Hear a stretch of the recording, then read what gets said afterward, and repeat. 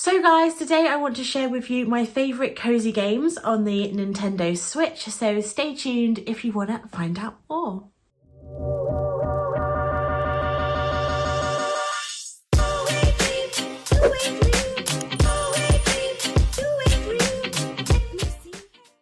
So hey guys, it's Becky and welcome to my channel and thank you so much for joining me today. I'm Becky and I upload every Tuesday and Thursday and we do all things from plus size fashion to lifestyle to beauty and makeup, and today we're going into gaming. So thank you for clicking on this video. If you're new, I would love it if you would subscribe. Autumn is my favourite time of year. I just love the cozy energy, reasons to stay in, and I've been really getting back into kind of all of my cozy hobbies, and that being I've really been getting back into my books, and I've been of course getting back into my Switch.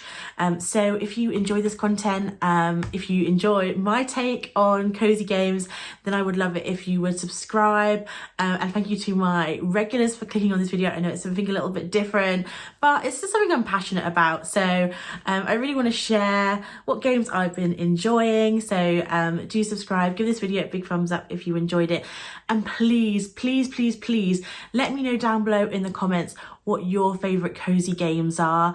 While this is me sharing my games, I would love to hear your recommendations, any reviews.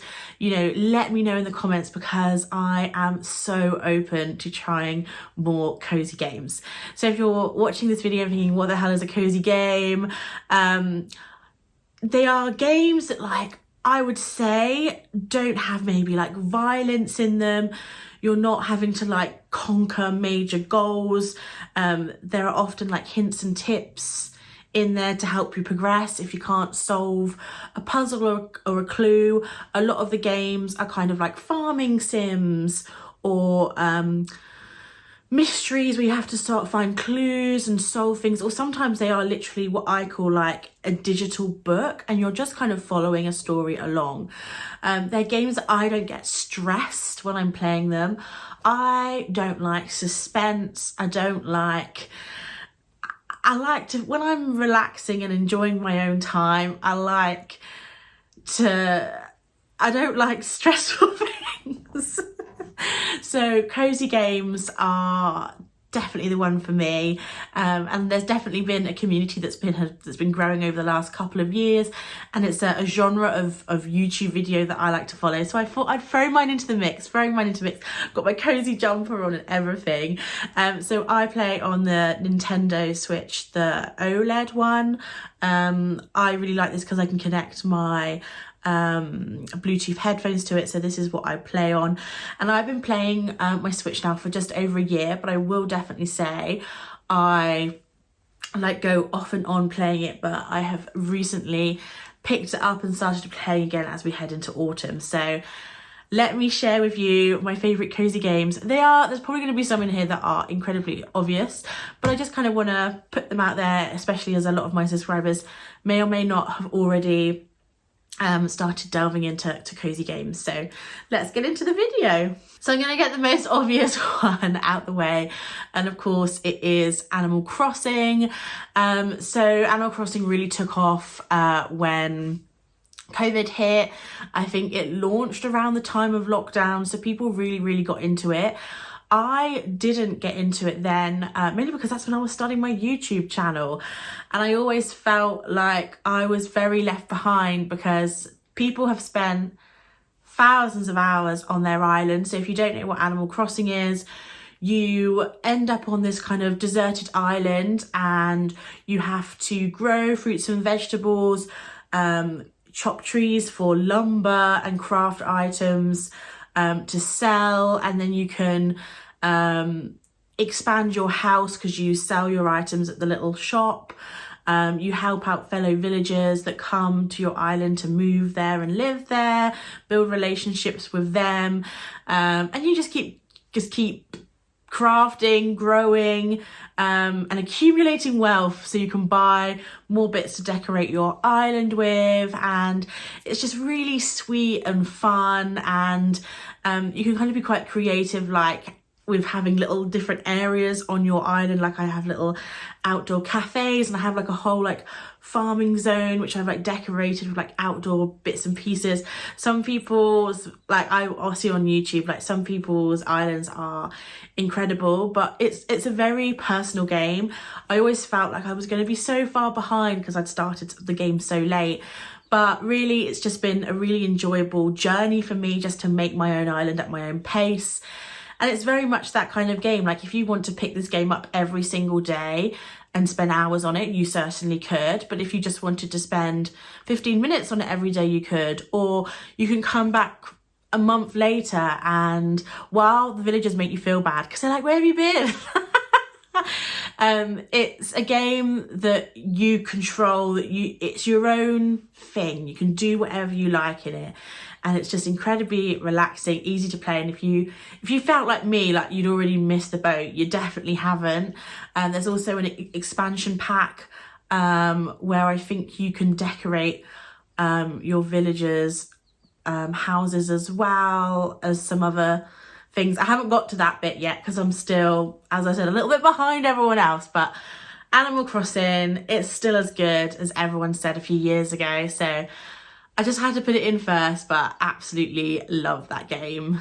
So if you liked Animal Crossing, but maybe you're wanting a slightly different game, I would highly recommend Cozy Grove. It's a little bit more kind of spookier. It's definitely way more like autumn vibes. The graphic style of this is absolutely beautiful. It all looks kind of hand-drawn. You're basically a Girl Scout that has been washed up on this island that is filled with these ghost bears, and you have to do quests to allow the ghosts to like come back to life. There is a little story throughout the game that you're kind of recovering the memories of the ghosts, and like you're bringing the island back to life. It's a very detailed game. It's often you're trying to find things in a very detailed map, and then you're kind of building the island, you know, putting new things on the island, little new items and stuff like that. It's super cute, very cozy. It is obviously slightly different to Animal Crossing, where you're not like farming and stuff like that so much, but it's a similar vibe. The bears are so like, each of them has their own kind of like character, and you just fall in love with them. It's a super cute game, and I highly recommend it. The style of it is just so cozy, so gorgeous. It's not a scary, spooky game. When I say ghosts, it's not like scary or anything. So it's such a cute game. I absolutely love it. And yeah, if you liked Animal Crossing, I would definitely give it a go. Then another one on my list recently is 2 Point Hospital. I loved Theme Hospital when I was a kid. It's basically where you build your own hospital. You build like the reception area, GP offices, research labs, training facilities, and then these different rooms to cure people of random ailments. They are not real life ailments, which I think which makes what this game cozy, because you're not treating people for like real life health issues that we have in our real world. They're like, one's like Panhead or something, and someone comes in with a pan stuck on their head, and then another one is like Starstruck, where they're pretending to be a celebrity. So you'll hire your GPs, your doctors, your nurses, your janitors, and then you kind of have to like balance the budget. Occasionally you'll get emergencies in and you'll get like a bonus, and you progress through the map and you start building bigger hospitals. Some hospitals have like issues like with a budget where they've like overspent money, and you have to work out how they can go start making profit again. It's a really fun game. It's very silly. It has like a radio. It's very Sims energy. Like if you like the building element of Sims, but also kind of like the business management type games, it's very fun. If you like Sim City, like that kind of thing, It's just really, really fun, very easy to play. Also, the controls as well are quite good for a Switch game. So really like that. They also have a 2-point campus, which is where you make your own university. I have the game, but I haven't started playing the game because I've just been all in 2-point hospital. But yeah, I think the campus one will just be as fun. So if you like 2-point hospital, definitely check out the campus game. But yeah, it brings me back a lot of nostalgia as well, because I used to play the game so much when I was a kid on my mum's laptop. So yeah, I love the game, and it's literally just an updated version of Theme Hospital. It's so fun to play, and I play it on the train on my commutes home all the time. One of my favourite games that I've ever played on the Switch is Coffee Talks. Now, this is what I was describing earlier as more of kind of like a digital book. You are the owner of a cafe in Seattle that opens late into the night, and you're basically following the story of all the different people, creatures that come into the cafe. There is a small gameplay element where you have to make the drinks, and they'll sometimes give you clues rather than asking for a specific drink, and you unlock the drink. You can also do like foam art, which is a really fun element. But the story, I really enjoyed it. It's a fantasy story, but set in modern day. I'm not too into fantasy, but I just love the world that the creators built, where all these different kind of like fantasy breeds, characters, I don't know how to describe it, all live kind of in harmony on the planet, and how they have, how Earth has managed to do that. I don't want to say too much, but it's a fantastic game. There is Coffee Talk 2, which I am going to be downloading and playing while I'm on my 11-hour flight to Vegas. It's incredibly easy to play. It's more of a book. It's definitely more of a book, because I think each day is, I would consider, a chapter. But yeah, it's a really cool kind of like pixel style as well. It gives 90s vibes. It's very, very cozy. It is set in the September, October months as well. So you've got those full on autumn vibes, but it's just a really different way, I guess, to read a book. So highly enjoyed that. And I would really recommend that, even if you're not into fantasy, like I'm not into fantasy.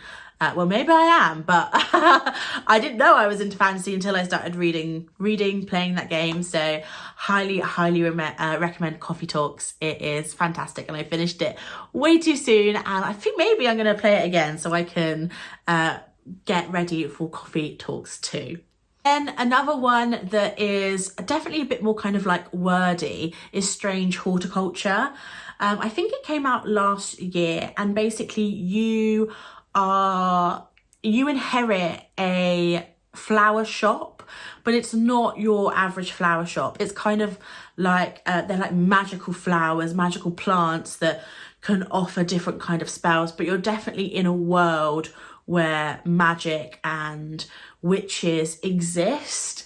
And I think something's happened to your aunt who you inherited the shop off, and I think you're kind of discovering a story again, similar to Coffee Talks, where there is definitely a narrative and a story, and every day you'll have new customers come in, and they're giving you little snippets of the story, as well as you get mail every day, and you're getting new clues, and you have to go on the map and travel to new places to discover new plants and progress with the story.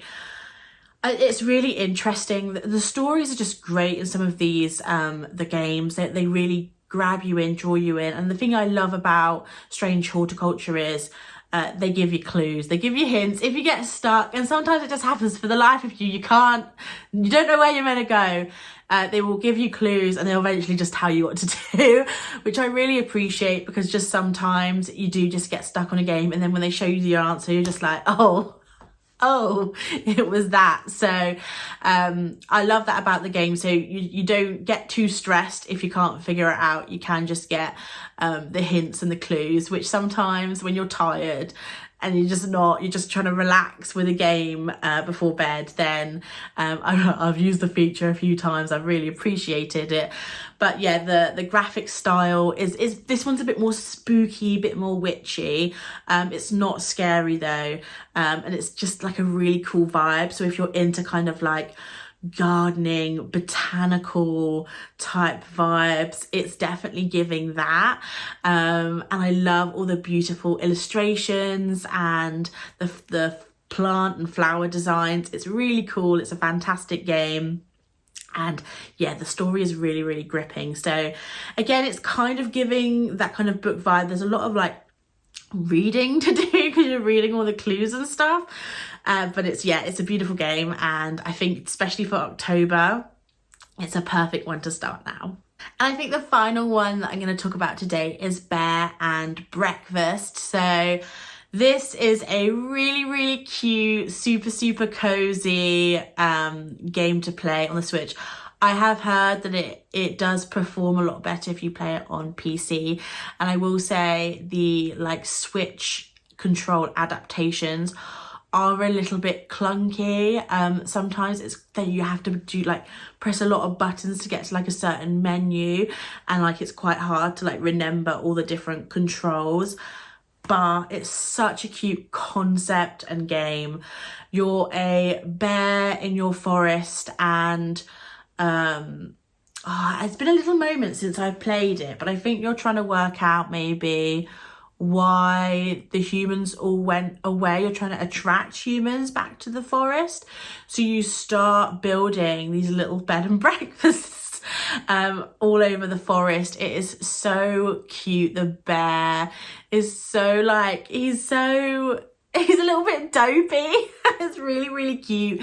You meet lots of forest creatures along the way, and there's lots of personalities and some great conversations, but also you get to decorate your bed and breakfasts. You collect materials to build different parts of your B&B. You like build all the beds and the bathrooms to improve the star rating, and then you're also in control of booking the bedrooms out, but you do have to be careful not to allow the guests to see you, because obviously they'll be scared of the bear. So it is incredibly cute, and once you kind of got used to kind of the clunkiness of the controls, it is quite addictive. So if you kind of like, it's very much like an Animal Crossing kind of Hotel Tycoon crossover vibe.